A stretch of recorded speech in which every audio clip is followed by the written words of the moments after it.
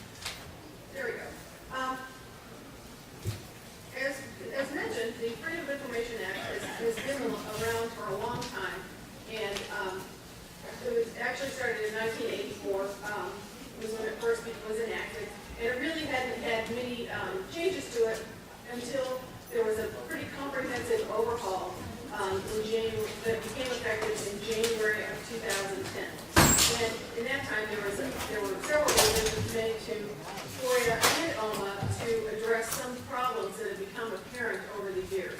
Can everyone hear back there, or need to get a little closer? Is that better? You're okay, sir. One of the things that they did was shorten the response time for Foia from 7 days to 5 business days. And one of the major changes was making the Office of Public Access Counselor an official statutory office. Attorney General Madigan had created the position of Public Access Counselor in her office, when she first came in office, but they really didn't have any authority. So until the changes in this act, the Public Access Counselor was nice, but didn't have any authority to do things. Under the Attorney General Act, the Public Access Counselor has a number of responsibilities and authorities, and that includes free training for the public and for public officials, educational materials that we have on our website and available at our office, requests for review, which are basically the major work that we do. We have authority to do advisory opinions. We take all kinds of informal inquiries. In addition, we can do research on compliance issues, make recommendations. We've established the electronic Foia and OMA training that is required, and we also have the authority to promulgate rules, which we haven't done yet, simply because we haven't got there yet. I've kind of changed the order of my presentation a little bit today because usually I just start straight in with Foia, but I'm going to talk a little bit about our office and how we handle inquiries and requests for review, because throughout my presentation I talk about decisions that we've made, so there's a little bit of background when when I say, well, we've talked about this before, here's what we decided. That way you'll know what I'm talking about. Before I really get started though, I'd like to ask, how many of you are actually involved in responding to Foia requests? Okay. And how many of you is that are you newly elected, or are you just starting to do that? Okay, that's a couple. How about who here is more interested in the Open Meetings Act? So it's a little bit of each. As Mr. Holton said, you can feel free to interrupt me with questions as we go along. If I get too many, I'll have to move us along, because Foia and OMA both is a lot to get through in an hour and a half. Okay, back to request for review. A request for review is something that if there is a person whose request to inspect or copy public records is denied, can file a request for review with the Attorney General's office, with the Public Access Counselor, and we have authority to review the Foia denial and to make a determination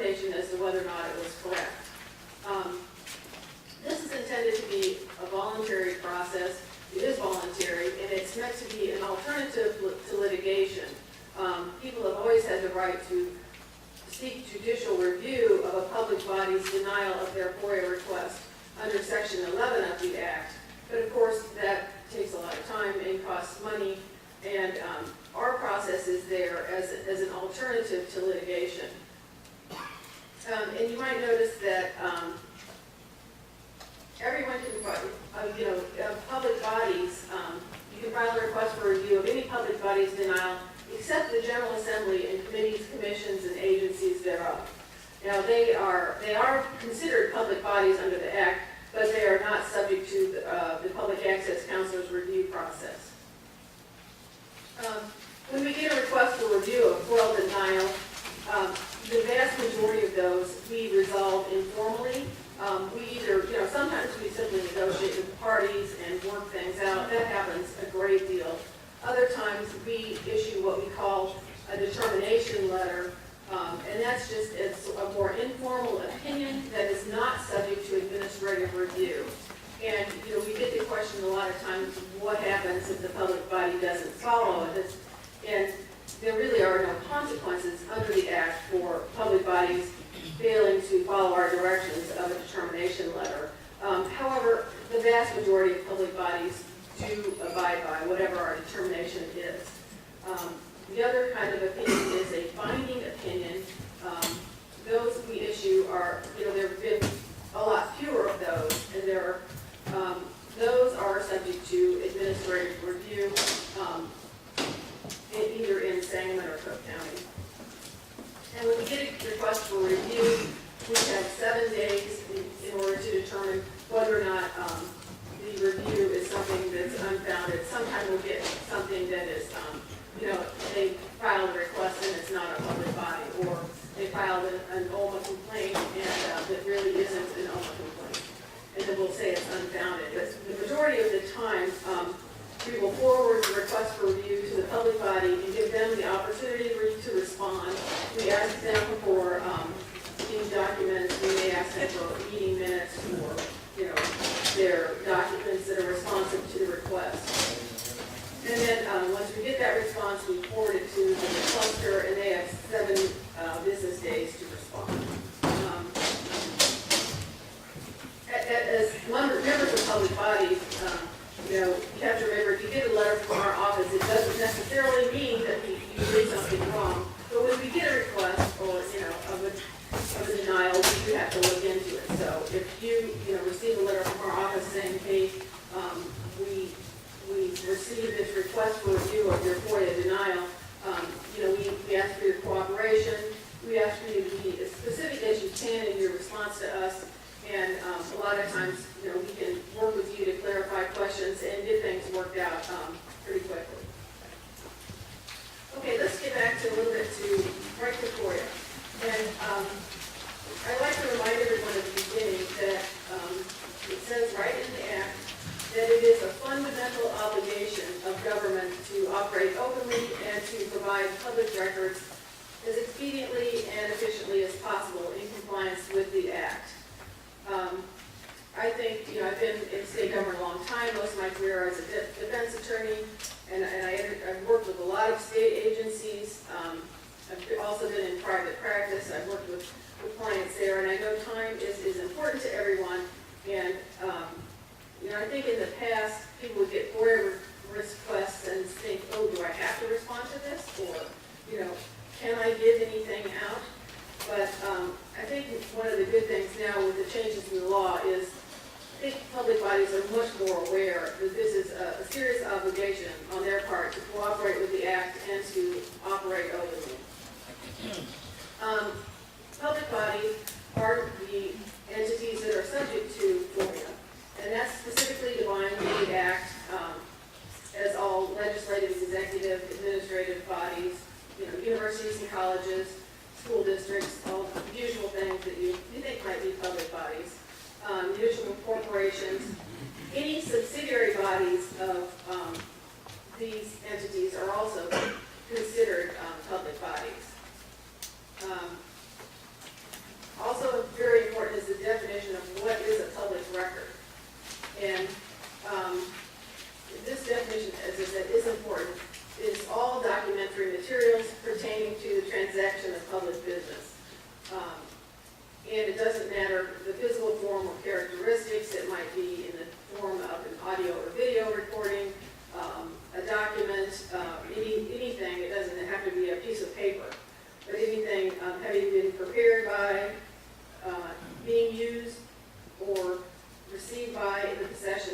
possessed or in control of the public body. For example, one case that many of you may be familiar with was one of our binding opinions in 2011 found that in that case, officials during a meeting were sending texts, and a newspaper sent a FOIA request for those messages. The city of Champaign actually then said that those were, they admitted that they were pertaining to public business, but said that since these were created on personal electronic devices, that then they weren't public records. We found that in fact they were public records, and the device that they were created on didn't matter, but if, you look at what the substance of the communication is. And that was one of our binding opinions. And that is presently on appeal. It was upheld in Sangamon County, and actually the oral arguments were May 22nd in the 4th District. So we're waiting for a decision on that one, which would be interesting to see how that comes out. It is important to note that it does not require a public body to create a public record. You're not required to create documents in response to a FOIA request, nor are you required to answer questions. However, just compiling information is not considered creation of a record. So if somebody asks for information, and you might not have one particular document that you can just print out to give them that information, but you have the information and you can compile it in some way to give to them. That is not considered creating a record. But if it's really something that you don't have, obviously, then it's not a violation of FOIA not to make it available. This is really important. Under FOIA, there is a presumption that once you determine that something is a public record, then there's a presumption that that record is open to inspection and copying. And if the public body asserts that a record is exempt from disclosure, then the burden is on the public body to prove by clear and convincing evidence that it is exempt. That's why it's important for you as a public body that if you have information that you wish to withhold, that you are very clear and specific as to why you think the record is exempt. There are some sorts of records that I guess I call super public records. There are a few that are specifically defined in the Act, in the newer version, and one of that is record of funds. And Section 2.5 of OMA specifically states that all records relating to the obligation, receipt, and use of public funds are public records open to inspection and copying by the public. Another sort of record that was specifically defined in the recent amendments to OMA are settlement agreements, and all settlement agreements are considered to be public records if they're made with public funds. We've had a few cases where public bodies have said, well, we don't have the settlement agreement because our insurance company took care of that. Well, if the funds are, it's still the public body's responsibility to get the settlement agreement and to provide it. Now, it may be subject to redactions of private information, but if the settlement is made with public funds, then it is a public record. Okay, FOIA requests. There are a few requirements for FOIA requests. They must be in writing and directed to the public body. The public body has the option of honoring oral requests, but they don't have to. You can't require a standard form. Now, a lot of public bodies presently have standard forms or even methods on their website by which people can request public records, and those are great, and I think they're generally helpful, but you can't require the requester use those methods. So if someone just hands you a piece of paper saying, under FOIA, I'd like this and this, that's still a valid request. A public body also cannot require a requester to state a purpose for their request, except whether or not the request is for a commercial purpose. And any FOIA request should be forwarded directly to the FOIA officer. It's important to let everybody in your organization know. Generally, if the FOIA request goes to somebody down the hall from the FOIA officer, and they, sit on it for 3 or 4 days, then the FOIA officer is, going to be, it's going to be more difficult for them to respond to that request. So everybody in your organization should certainly be aware of the obligation to send FOIA requests on to whoever the FOIA officer might be. A public body has to respond to a FOIA request within 5 business days after the receipt of the written request. And that goes pretty fast. That means if you get the response on Monday, then by the end of the close of business the next Monday, you've got to get your response out. The public body can, of course, extend the time, and you can extend it initially, even right when you first get it, for an additional 5 days without the agreement of the requester, if you do that for one of the 7 reasons that are articulated in the Act. And those are, if you have to confer with other departments, if you need time to go through and redact information, if you've got to get records from some other place or something like that. But you have to do that in writing. You still have to respond within the 5 days, even if your response is, hey, we need an additional 5 days. And we also really try to encourage public bodies to talk with the requester and, try to work out a time. For example, especially there are a lot of very small public bodies that you don't even have people there full time. Their office may not be open every day, but the requirements of FOIA are still the same for them. Even if you're only open Monday, Wednesday, and Friday, you still only have, if you get a request on Friday, you still only have until the next Friday to answer that request. So we always encourage public bodies to, act like humans and just talk to the requester. Often, if you need additional time, just call the requester and say, hey, we'd be glad to give you your information, but, somebody's on vacation, we really need a little time. Can we agree that we'll get it to you in 2 weeks? And often that will solve the problem. But in order to make sure that you comply with all the requirements, it's best to get that agreement in writing. Your response, which has to be within the allotted time, can be to grant the request, deny the request, or grant it in part and deny it in part. One of the things, the changes in the Act that I'm sure you're all familiar with, is that there are certain requirements for denying a request for records. You have to notify the requester in writing of the decision to deny the request, the reasons for the denial, and it be as detailed as you can as to why, what the facts are and why whatever exemption you choose applies. The name and title or positions of each person responsible for the denial needs to be in your response. Additionally, there has to be a paragraph informing the requester of his or her right to review with the public access counselor. You have to provide the contact information for our office and also inform the requester of their right to judicial review. So of course, most public bodies have a form letter that they use or something written up, and they've got a portion where they can individualize it, but all this information is in every FOIA response letter, so they comply with these requirements.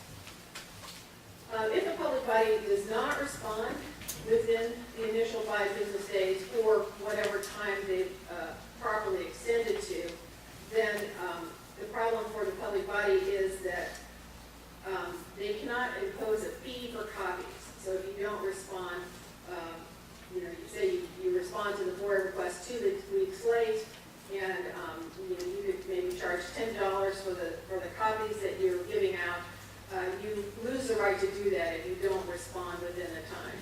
And the other consequence is that if you don't respond in time, then you are precluded from claiming that the request is unduly burdensome under Section 3G of FOIA. Unduly burdensome requests are those that, where the time and effort, that it would take the public body to gather all the documents and reply to the request outweigh the public interest in getting the records. And in those cases, it's not, it's not just like, well, it's gonna take us 2 hours and there's a lot there. It's really gotta be a pretty significant burden in order for us to find that it's a valid denial. But probably the most important thing to remember with 3G is if you get a request in that, asks for, say a long 20 years worth of records or something that seems like a lot, what you have to do first off is to reach out to the requester and give them the opportunity to narrow the request. So if you say, you send a letter saying, this is unduly burdensome under 3G, but we've asked you if you could, work with us to narrow the request. If you do that, and then, the requester doesn't, then it's incumbent upon the requester to work with you to try to narrow that request. But you need to do that in your initial response. Copying fees aren't too exciting. It's 15 cents per page, I'm sorry. The first 50 pages have to be provided free. If somebody wants special copies or colors, then you can choose them the actual cost for reproduction. For electronic copies, you can charge only the cost of the recording medium, which of course is not very much. And it is important because this issue come up some where a lot of times if people want records in an electronic format, then, and there is information that has to be redacted from those records, then the public body basically has to make a copy, do redactions, and scan it in. And we've had questions about whether the public body can charge for those copies, and the answer is no. It's interesting. I think they're going to probably in the next, sometime see some changes from the General Assembly because really FOIA hasn't quite caught up with, the electronic, where we are as far as technological advances. FOIA is really still geared towards, getting, Xerox copies of paper records. Fees for commercial requests, this was new in 2011, and that is that public bodies can't charge fees for up to $10 an hour for after 8 hours for time spent retrieving records. They can charge the actual cost of going and getting records from off-site storage. The public body just has to make sure that they give an accounting of all fees and sort of, an itemized bill to the commercial requester. Okay, let's move on to exemptions. The exemptions are found in Section 7 of FOIA, and of course the purpose of these are to enable the public bodies to maintain certain, sensitive records as confidential. The important thing to remember about exemptions is that the exemptions don't prohibit the dissemination of information, they merely authorize the withholding of it.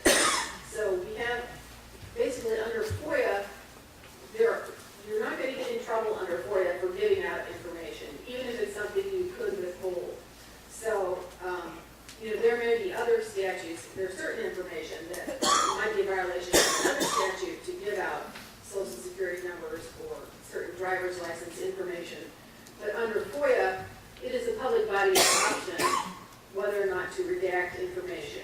Now, certainly most public bodies do redact information, such as social security numbers, home addresses, that sort of thing. But again, we'll have a lot of questions. Oh, can I give that out? You have to remember, again, once you determine something is a public record, then the presumption is that it's open and everyone can see it. It's open to inspection and copying, unless there is a particular exemption that applies. We're not going to go through all the exemptions today. We'd be here a long time. But these are basically the groups that they'll go in. And I'm just going to highlight a few of the more commonly used ones. Personal privacy is probably one of the biggest exemptions. There are various exemptions in the Act for law enforcement and security, educational matters, legal proceedings, internal operations, and business and finance. 7.1a is the first exemption, and this is an exemption that kind of encompasses other statutes. And under 7.1a, information that's specifically prohibited from disclosure by federal law or state law, or rules and regulations that promulgate those laws, is exempt 71A. So, for example, FERPA is the Family and Educational Rights Act, and under FERPA, certain information about students can't be disclosed. So if there was some information about students that might be exempt, that FERPA would prohibit you from disclosing, then if you're denying a FOIA request, you would cite Section 71A and FERPA. 71A only applies if the law or the rule specifically prohibits the information from being given out. All right, 71B is an exemption for private information. And under the Act, 71B is a lot more definite than 71C. What is private information is specifically defined under Section 2C-5. And that includes, so if you look in there, there's a laundry list of things that are considered private information. And those are basically unique personal identifiers, such as social security numbers, driver's license numbers, email passwords.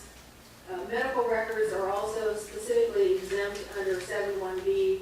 A lot of public bodies will cite HIPAA, but that's really not accurate because HIPAA applies to covered entities, and generally, unless you're a hospital or a medical provider, you're not covered by it. But medical records are exempt under 71B of the Act. Home or personal telephone numbers, home addresses, all those sorts of things are exempt under 71B. Personal information, 71C, is a little bit more, there's a lot more judgment involved in what's personal information, and that's where a balancing test sometimes come in. 71C exempts personal information contained within the records, the disclosure of which would constitute a clearly unwarranted invasion of personal privacy, unless, of course, the disclosure is consented to.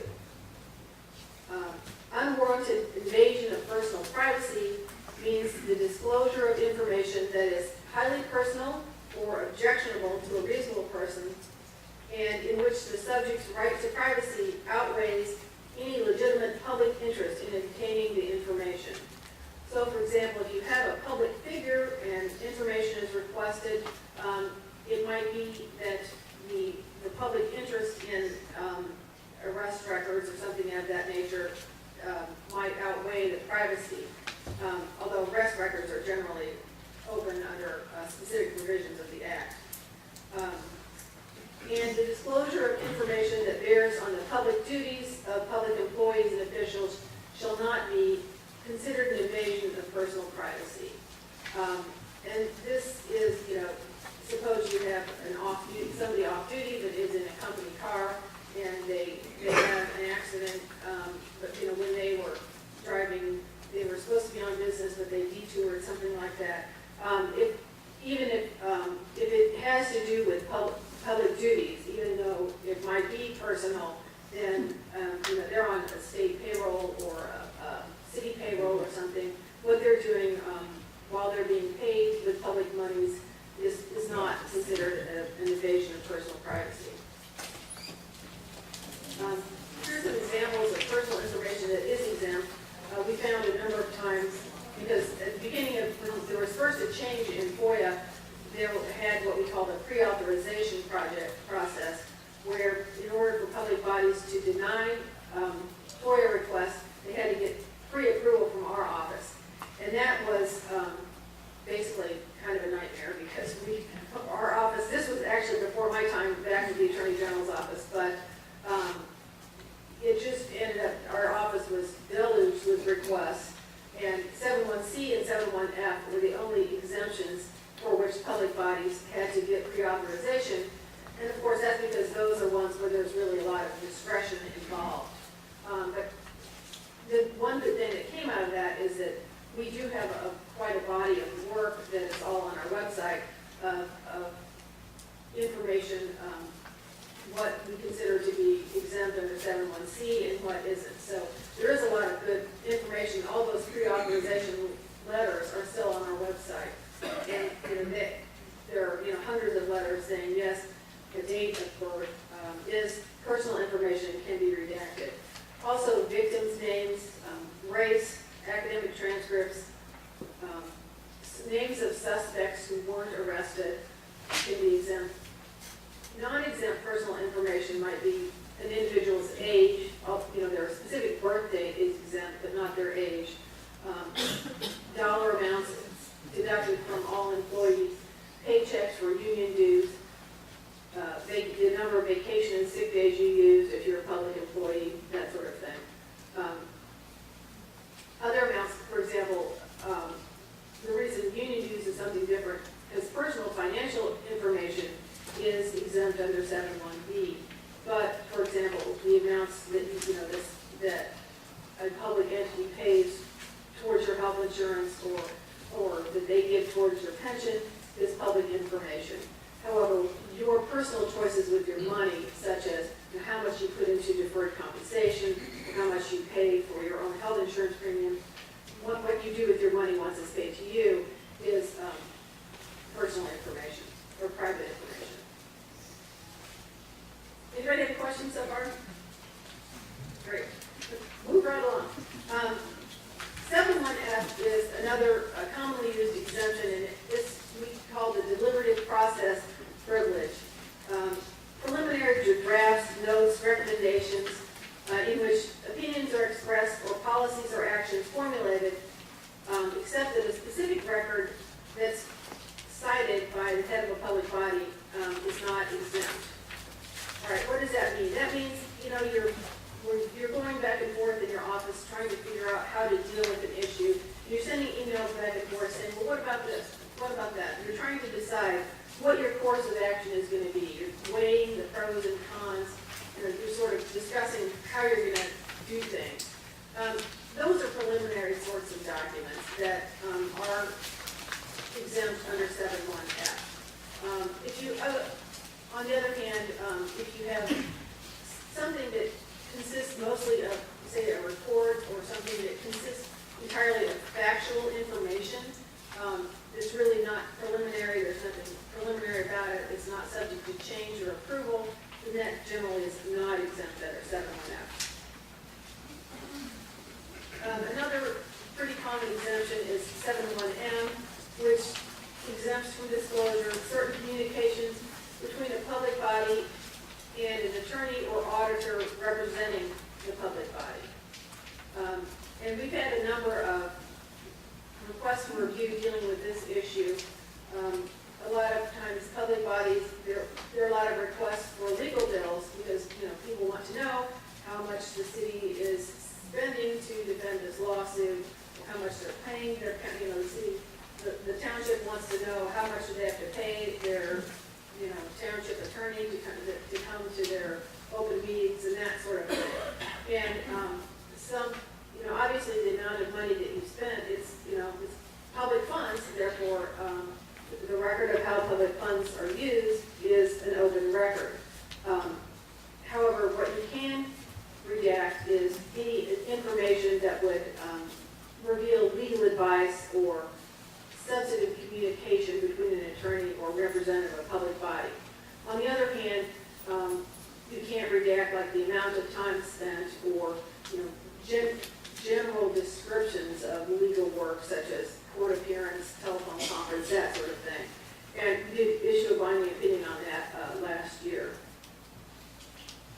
This is another exemption that's seemed to come up quite a bit lately, and that's 7(1)(n), which allows public bodies to withhold records relating to employee discipline. However, a lot of times it comes up, there's just an investigation, perhaps there's a complaint.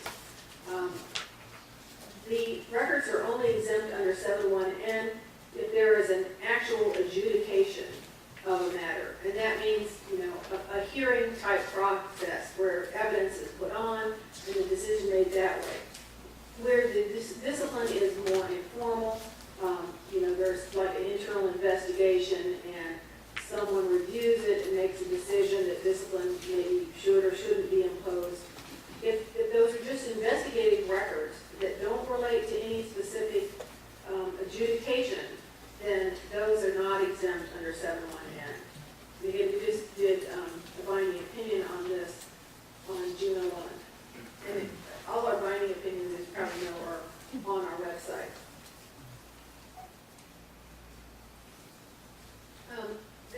Section 7.5 lists other statutory exemptions. Basically, if you ever look at law books, there are all sorts of laws that you'd never think would be on there, but there are lots of different laws dealing with different things. So in section 7.5 lists states basically other statutes that allow for the withholding of information or require confidentiality for information.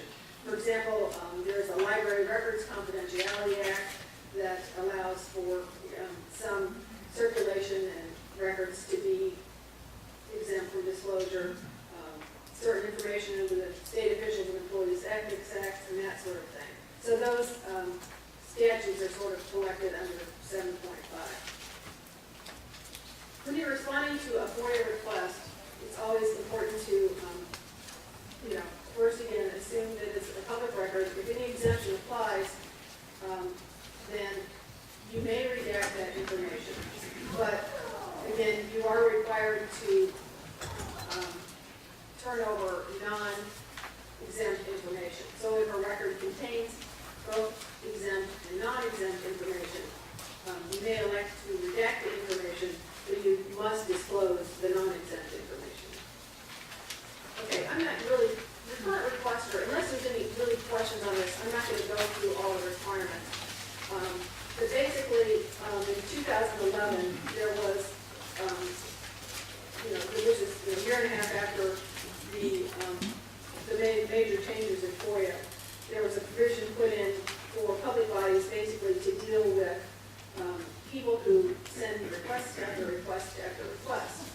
And this legislation, I think, really didn't make either side very happy. Certain open government groups, of course, don't like any sort of restrictions on a person's ability to request records. But actually, I think for public bodies, the requirements are still, you still have to respond within a certain amount of time. So I'm not sure that it really helps. But in order to be considered a recurrent requester, you have to first have the statutory minimum of requests, 15 a year, 15 in 30 days, or 7 in 7 days. And of course, if people are really intent on making a lot of requests, they can get around these figures. But nonetheless, if you do have someone making lots of requests, it's something to keep in mind because it can extend your time to respond.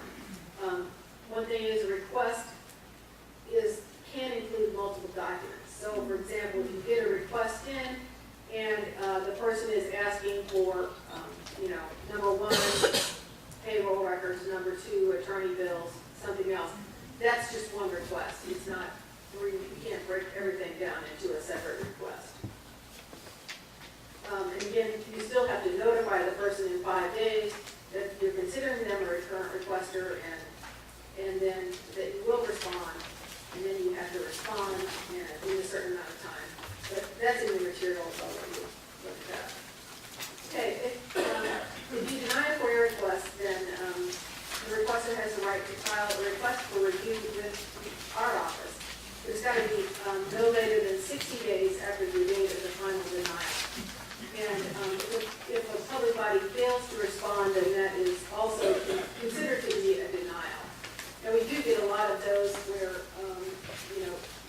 the requesters waited 5 days, they haven't heard anything from the public body, so they file a request with our office. We'll then open a file and then, of course, send the request for review to the public body and say, hey, could you explain your handling of this request?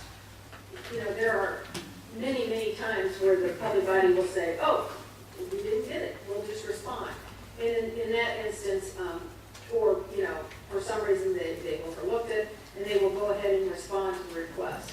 In those instances, we'll close those requests for review at that time when the complaint is initially that the public body didn't respond.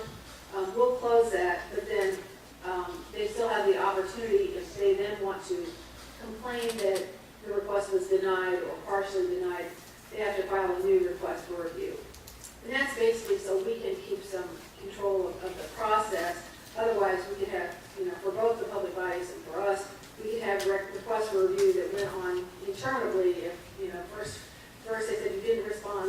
now my complaint is this, so in order to keep those separate, once a public body responds, we'll basically close those. A request for review has to include a copy of the original FOIA request and a copy of a request from the public body. And unlike people can submit anonymous FOIA requests, and they can send it by email, and as long as you can respond to that, you have to respond. But we do require a signature because it's in the statute. And again, once we get a request for review, we can issue a binding opinion, or we can resolve the request by mediation or by other means. Another change in 2011 was that now the Public Access Counselor has limited review of commercial denials, which is, I think, a good thing, because that way, if there's, for example, someone treats someone as a commercial requester, and they have a dispute over the amount of fees charged, they can't file a request for review for our office, which, that leaves us more time to help, citizens get access to public records, which is really more what we're about. The only time that we can review a commercial request is the fact if a public body treats someone as a commercial requester and they believe that they should not be considered a commercial requester, then a request for review can be filed for that purpose only. And again, anyone can file judicial review of a FOIA denial. And if that happens, and this does happen sometimes, where someone will file a request for review with our office, and then they decided they'd rather file a suit in circuit court, then we take no further action. So if someone has something filed with us, or if there's something on file in circuit court, then we bow out and take no action. Any FOIA questions before I move on to OMA? Yes. Is an electronic request about, or can you say, please send an item, you say you get a text with a FOIA request or email? Okay, the question is can you get an electronic request valid? And the answer is yes. If you get the email, then that's considered, the day you receive the request. So does the request need to state, so what's the purpose? No, you can't ask. The purpose of the FOIA request doesn't matter. The only reason that a public body can ask the purpose is to determine whether or not the request is for a commercial purpose. Otherwise, you shouldn't inquire as to the purpose of the request. Yes. If I read some private notes during a public meeting, do my notes become public? I wouldn't think so. You mean read to yourself? No, I mean read to it as in participating in the meeting. I got the Zimmerman case in mind, Well, let's talk about OMA. Maybe we can talk about that later. Once we get to that. Any other FOIA questions right now?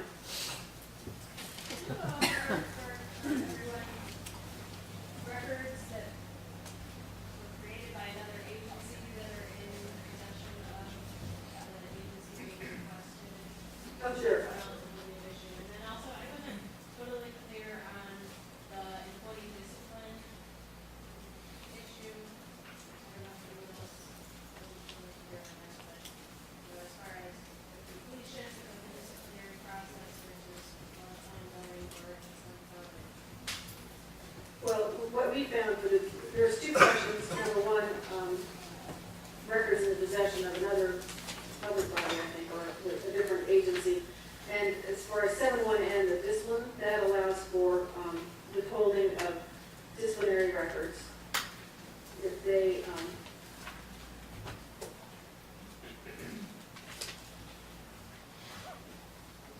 that's it. If they relate to an actual adjudication, here we go. 7-1N allows the public body to withhold records relating to an adjudication of employee grievances. But this doesn't extend to the final outcome in which discipline is imposed.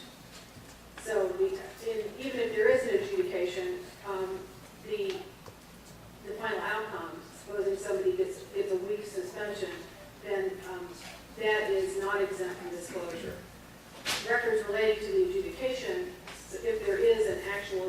information are exempt under 7.1N. However, if there is no adjudication of an issue, you don't go before the merit board, or there's no hearing process, if there's just an internal investigation of a matter, with records that, you know, maybe there's interviews, reports, those records aren't exempt under 7.1N. That's what we found, yeah. They're not.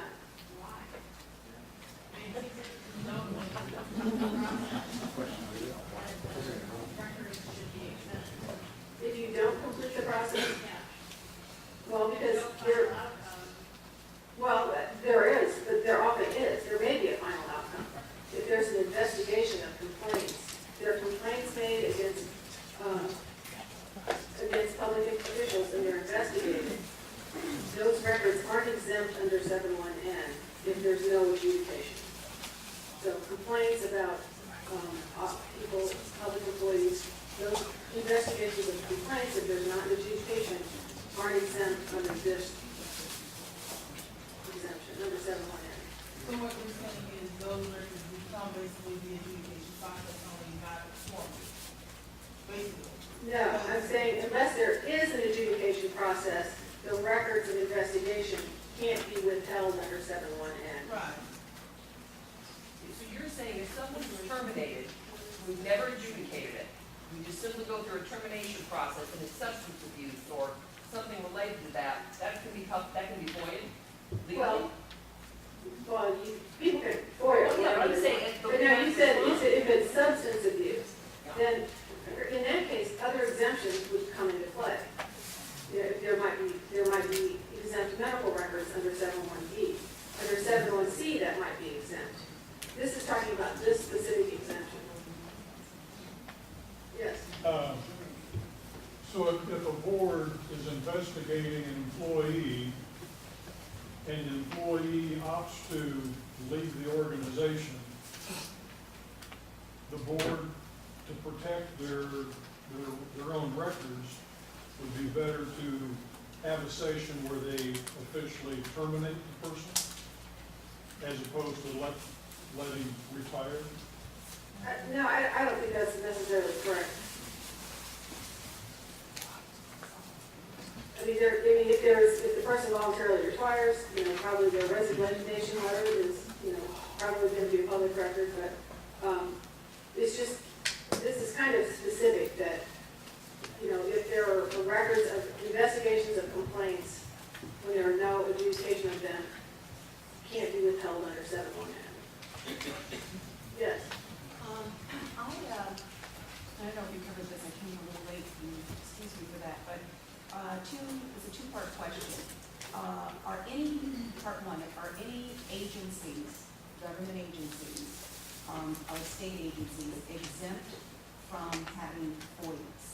And if that's covered within some of the statutes and they're online, then you can, you know, refer me to that. You don't have to take time. But part two, are any agencies that are private agencies that deal with the consumer or through a government agency, sort of subcontractors, even though they're private, are they FOIAble? Yeah, there are certain agencies that are exempt from FOIA. For the most part, you look at the definition of a public body and what's included there. And, for example, the judiciary is the best example. So the Illinois Office of the Administrative Courts, all the courts, the circuit clerks, they are part of the judiciary and are not subject to FOIA. There is also a recent Northern District Appellate Court case that has found that state's attorneys are not public bodies as defined by FOIA. That case is currently on appeal. There is a contrary case going on in the 4th District that I believe is where the circuit court has found that where the argument was made that the state's attorney is a public body, or was not a public body. Here in Central Illinois, the decision has been that they are, and that's presently on appeal. Yeah.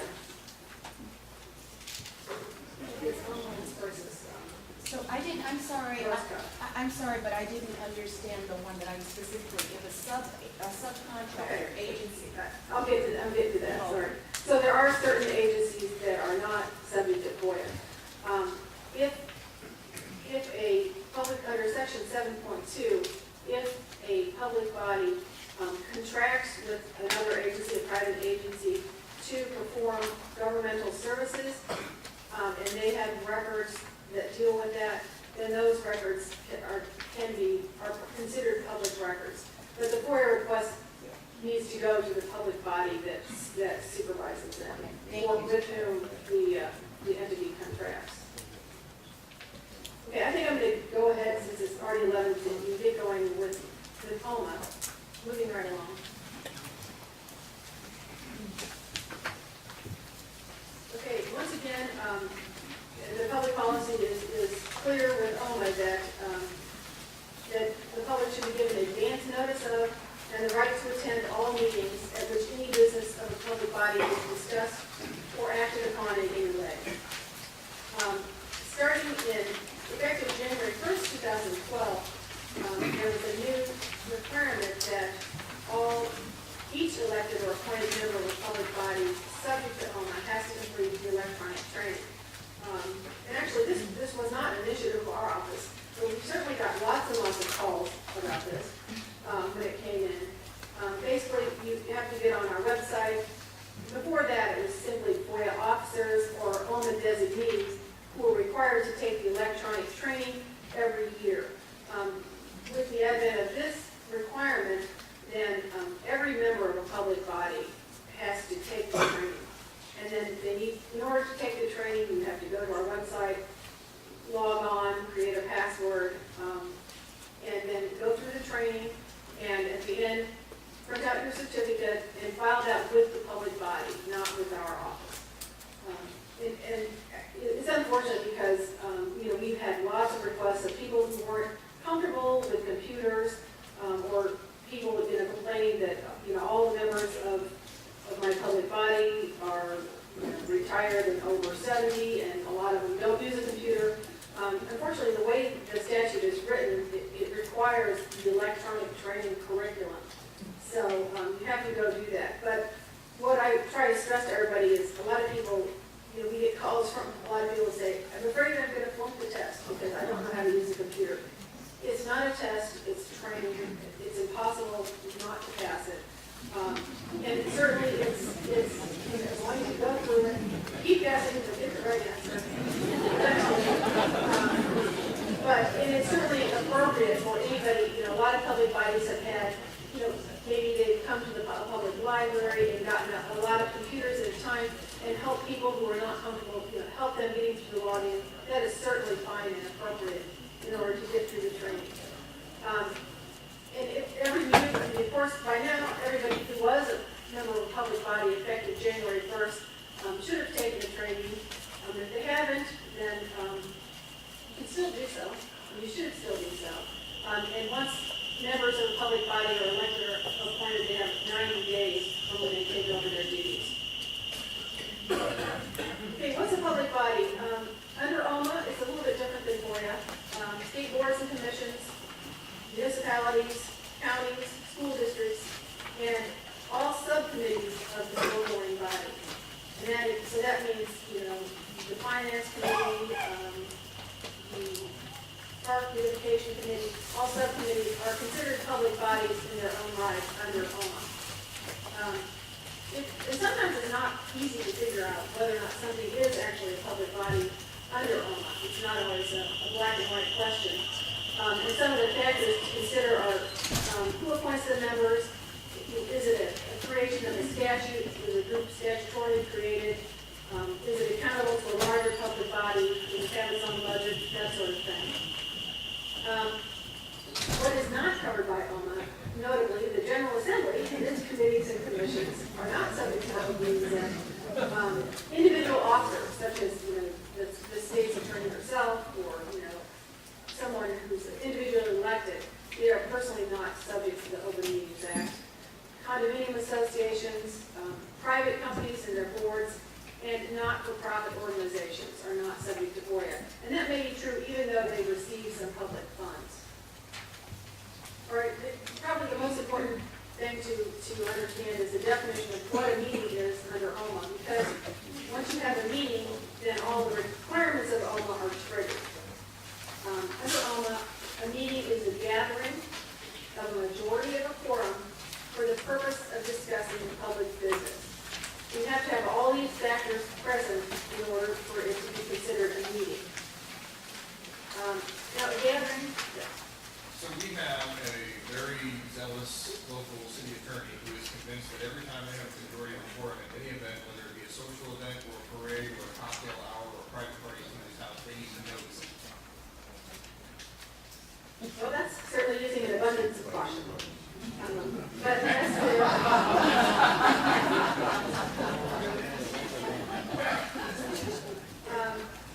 and that certainly that there is, is smart, I suppose, to avoid the appearance of impropriety or a meeting. But unless they're actually discussing the business in a deliberative sort of way, and that doesn't mean, hey, are you going to be at the meeting next week? But more like, how are you going to vote on this issue? If they're actually discussing business in a deliberative manner, then that would be considered discussing public business. But we'll kind of get to that a little more. So a gathering can be in person or electronically. But if you want to have people attend a meeting electronically, there are certain requirements that must be met.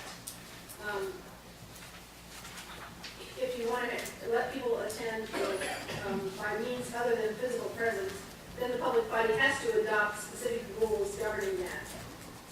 And you also have to have a quorum physically present at your meeting location before you can't all call into the meeting. You still have to have a quorum at where you're meeting in order for this to work. And the rules are pretty strict on this. There's these three reasons: personal illness or disability, employment or business of the public body, or family or other emergency. So you might adopt your rules and say, we only want to allow people to attend electronically because of personal illness.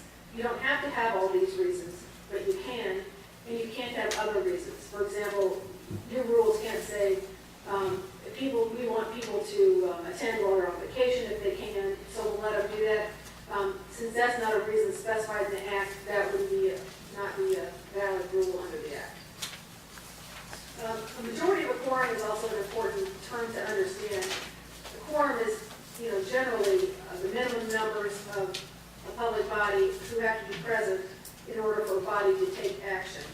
And generally that's a majority of the total members.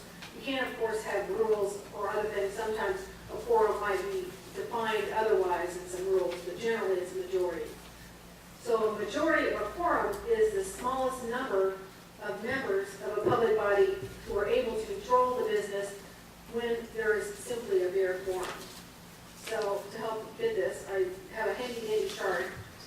Again, for example, you have an 11-member public body, 6 would be a quorum, and 4 would be a majority of a quorum. If you note for 5, there are special rules for 5 that are in the Act. A quorum is of the 5-member public body is 3, and then a majority of a quorum is also 3. And that's, again, because it's specifically defined that way in the Act. And that avoids the problem, of course, of every time 2 people talk, it being something that would be a meter. Now, if you'll notice for a 3-member public body, there is not that same special exemption in the Act.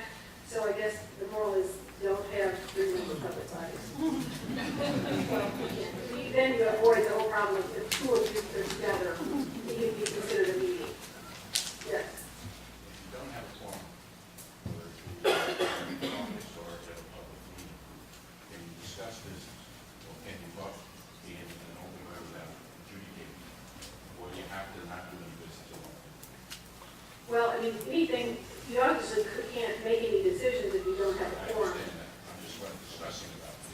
Well, I mean, really that would be, if you're discussing it in a deliberative sort of way, again, if you offhand or you're going to be in the meeting, but if you have a majority of a quorum together, then all the requirements, Majority, no quorum. well, the majority of the quorum is the majority of a quorum, which is a smaller number, is the number that triggers the requirements So if you have a majority of a quorum and it's not properly noticed, then that's when the requirements occur, which means there has to be public notice and an opportunity for people to attend.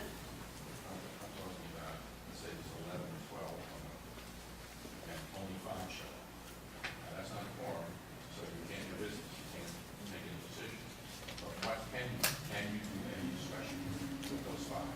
No, because That's what I'm looking not a deliberative type discussion of business now. Because you have more than a majority of the quorum. Effective January 1st, 2011, there was a new amendment that includes public comment. It basically says citizens have the right to address public officials at an open meeting. And this is really interesting because you've noticed with all the required training, there is a lot more interest in and knowledge about Foia. We're getting a lot more requests for review about Foia.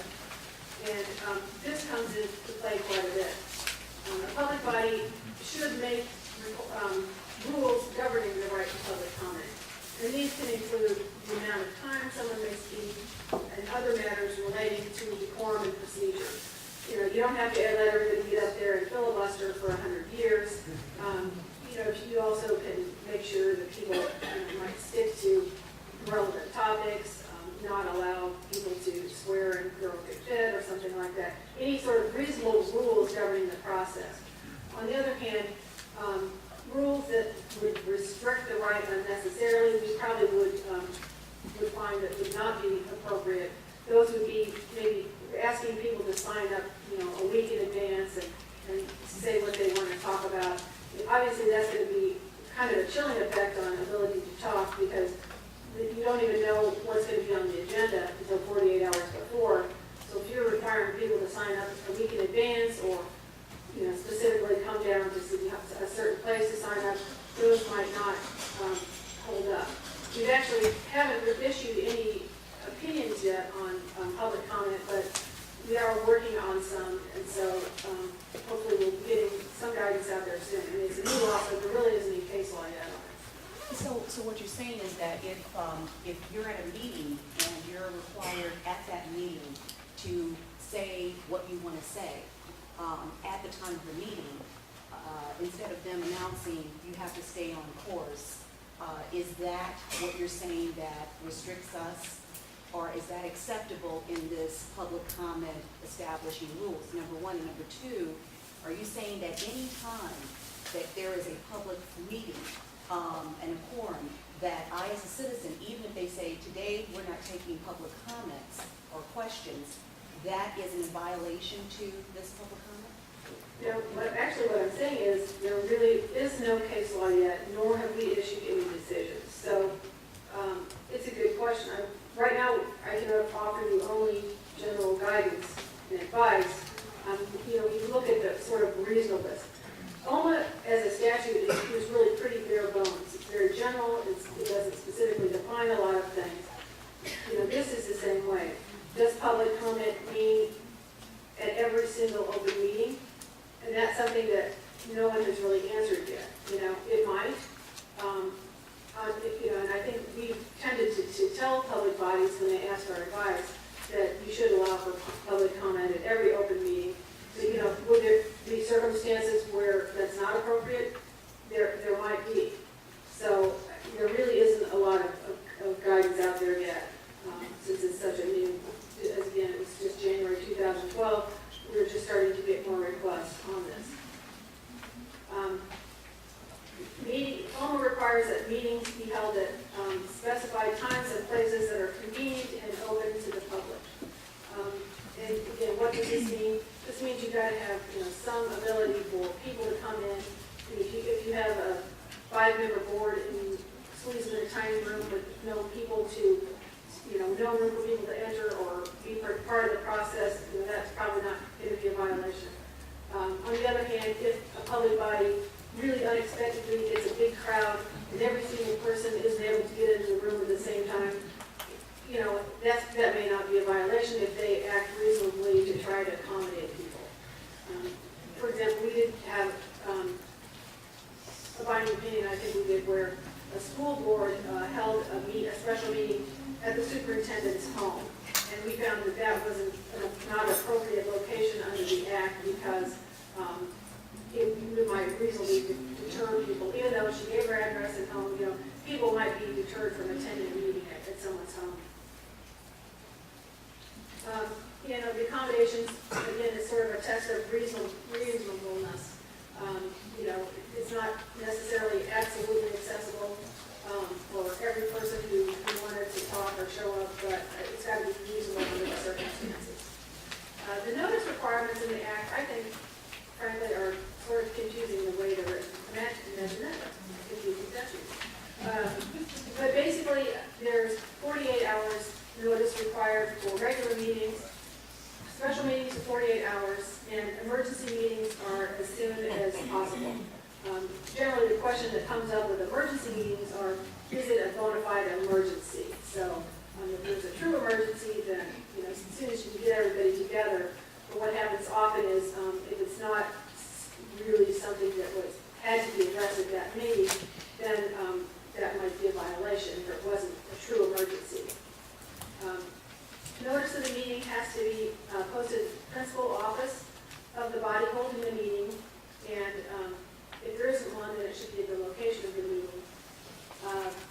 Most public bodies now put notices on their website, their agendas and notice, and that is required if a full-time staff member maintains the website. So if you're a small public body that perhaps has a volunteer come to your website, then you're not required to post on your website. On the other hand, if you have a website and at least one full-time employee whose job it is to do the website, then you should do that. The agenda has been the focus of some amendments and a little more attention lately. The agenda should give notice as to the issues, and it needs to be specific as to any final action. It is fine, though, of course, for a public body can discuss things that are on the agenda. Again, some people are afraid it's not on the agenda, we can't discuss it. That's not true. You can address things as they come up. You simply can't take final action on the matter if it's not on the agenda. Effective this January of this year, the statute was amended. Section 2.02C was added to require that an agenda, anytime an agenda is required, that you have to set forth the general subject matter of any resolution or ordinance that's going to be the subject of final action at the meeting. And also that notice and the agenda have to be continuously available for public review during the entire 48 hours prior to its posting. But if you, for example, you post a meeting and somebody knocks it down or something, if you've got it on the website and that's been up for 48 hours, that would be considered effective notice. Public bodies have to keep written minutes of all their meetings, whether open or closed, and they have to keep a verbatim recording of all closed sessions. It can be either an audio tape or a videotape. The meeting minutes have to include the date, time, and place, a summary of the discussion, names of everybody present and absent, and actually you should list everybody's name, and everybody's name should be listed in whether they're present or absent, and also a record of any votes taken. Summary of the discussion, again, is subject to review. Some public bodies are much more thorough than others. Certainly, verbatim, transcript, that's not what minutes are. We had one request for review where a woman wrote in, I said this comment at the meeting, and it's nowhere in the minutes. And we said, well, okay, they're not required to write down everything every person says. It simply summarizes the discussion so there's some meaningful record, some way to know what was talked about. Section 2C of OMA lists 28 reasons that a public body can close a session. Again, the presumption is that everything has to be discussed in open session unless it is under one of these exemptions. And again, similarly to Foia, the exemptions authorize but don't require the holding of closed session. So a public body can choose to go into closed session for one of the specific reasons, but OMA doesn't require that they discuss anything in closed session. again, the general, we can't go through all of the requirements today, but it's generally employment, which is a really big one, litigation, land acquisition, collective bargaining, and student disciplinary. And just as in Foia, exceptions are to be narrowly construed. For example, and I think what this happens sometimes is public bodies might go into closed session to discuss the employment of a specific employee. Then and that's fine to discuss a specific employee. But once they're in closed session, if they're starting to say, well, if this person is laid off, will we have to replace them? And suppose the discussion morphs into sort of larger budget and staffing issues, that would be a violation of OMA. It's certainly, sometimes conversations can normally progress, but when you're in closed session, you really have to be careful to stick closely to the subject that is, a closed session exception and not stray beyond that. Yes. If those type of strays occurred, if you were then to go back into open session and identify what was inappropriately discussed, would you be covering yourself? That would probably be good, because generally, if we had, for example, if we had a complaint that things were improperly discussed in closed session, that might be what we would ask people to do, to release those portions of the closed session recordings and minutes where things were discussed. So now technically, if we had a complaint, we would still have to say, yes, you violated OMA, but if you've done that, there would really be no further action that we require. You have to always start in an open session and vote to close session. You need to cite the specific statutory exemption, then you exclude the public and enter the closed session. Again, it's very important to do a verbatim recording of the entire closed session. And there also must be, in addition to the recording, there have to be closed session minutes. And of course, the most important thing to remember is that you can't take any final action in the closed session. This is another issue that comes up sometimes. There is an exception for pending or threatened litigation. And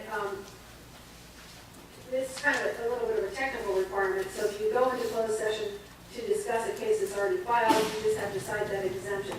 But if you go into closed session to discuss a matter because you think a lawsuit is going to be filed, if there's been a threat of litigation, then you have to actually make a specific finding as to why you think the litigation is going to happen.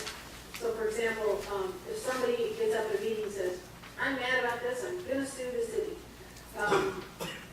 that's really not going to be a valid basis for going into closed session. On the other hand, as we just found in a recent binding opinion on this issue, if you've got letters from attorneys threatening to sue you, then yeah, that's probably going to be a valid basis to go discuss the matter in closed session. But again, it's important to record the basis for that finding and put that in the minutes.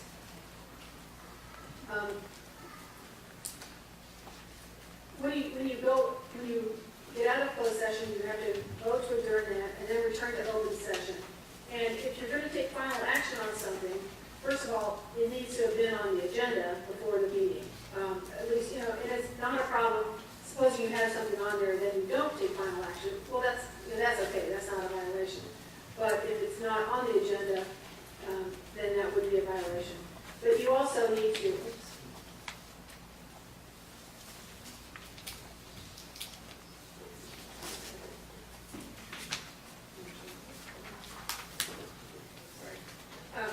you also need to, once you get back into open session, you need to at least preface, you don't have to obviously, if it was something that was legitimately discussed in closed session, you don't have to go through all the requirements, but you do have to at least tell the public the nature of what's going on, not just like, oh, let's take a vote on what we talked about. There has to be, there has to be a general, you have to inform the public. For example, we just did a binding opinion with the city of Springfield where we found that they basically voted in closed session on a separation agreement with the superintendent, And then when they came to open session, they simply voted. They did take a vote in open session, but there was no explanation to the public whatsoever as to what the vote was on or the amount of public funds that were going to be expended or anything like that. So we found that that was a violation. Closed session minutes are only available for the review if the public body finds there's no longer a need for confidentiality. The public body should every 6 months go through their closed session minutes and take a vote. And if it's something, that is now the need for confidentiality no longer exists, then they can make those minutes open. But there is no requirement. There may be some minutes that they never make open, but you are supposed to do that every 6 months. Again, we get a lot more OMA requests for review than we did even when I first started a couple of years ago. And it's got to be submitted within 60 days of the date of the alleged violation. It's got to be in writing. They have to sort of give us enough information so that we can ascertain whether or not there was a violation. Sometimes we get sort of very little summary. And again, we may, send it to the public body and say, even if there's not much information, just to ask for their closed session, we might ask for closed session recording, or just their agenda or minutes, or ask them, when did you post this and where, to get those kinds of details.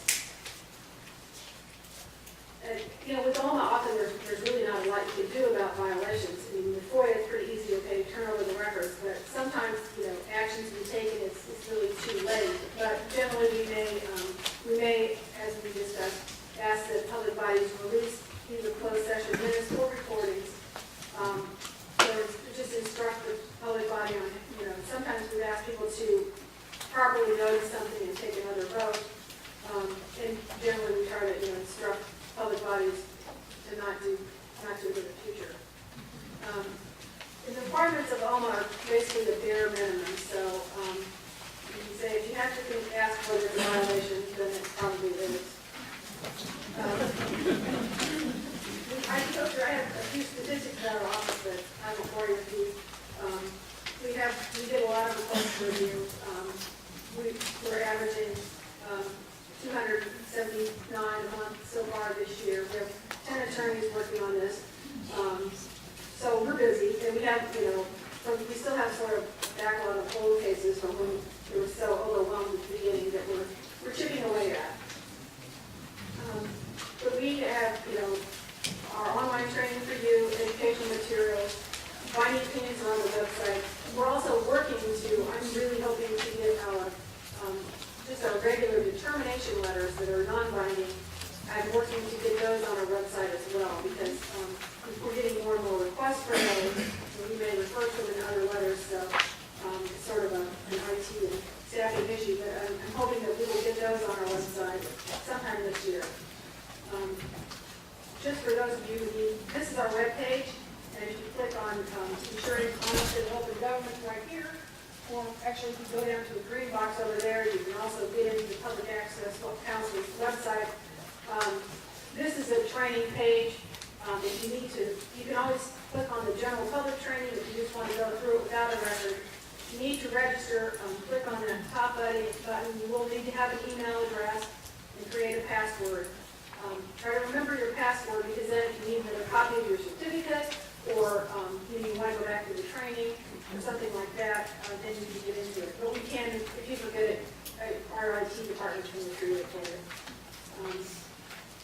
We do have a lot of information on our website, general information, and that's our contact information. Yes.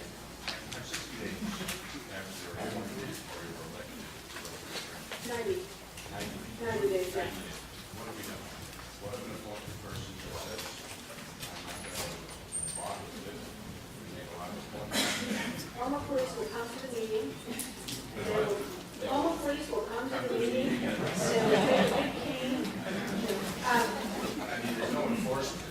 There really isn't. And that, again, this was not our initiative. I'm not sure exactly where it came. It's a great idea to do the training, but there really are no specific consequences for anything we act. I actually had a person yell at me on the phone about, because first of all, he was mad he had to take the training. And then when he found out that nothing would happen to him if he didn't take it, he got even madder. Why should I take it? It's nothing for me. Yes. On posting of minutes, is there a time limit after a meeting when minutes have been recorded? How long do you have before you have to make them available? That's it. Who knows the answer to this question? Yes. 7 days after I'm sorry, say it again? 7 days after final approval. There you go. 7 days after final approval. And how long do they have to stay up? Anybody know? I think it's 60 days. I'd have to check. Yes.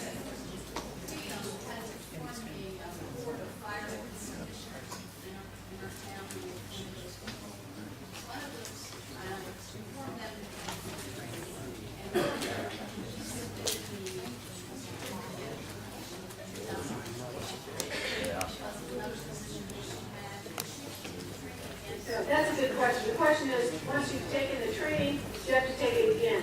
And if you're just a regular public body member, it is just a one-time training requirement. So once you've taken it, you're finished. And you don't have to, if you're on 2 different boards, you don't have to take it, the same training. You don't have to take it twice. Now, if you're the OMA, right, if you're the OMA designee for your public body, then you should take it every year to update. That's required, or the Foia officer. But if you're just a person who's a member of the board, once you do it, you're done. Okay, I'll stick around for other questions, but no, it's 11:30, so thank you very much.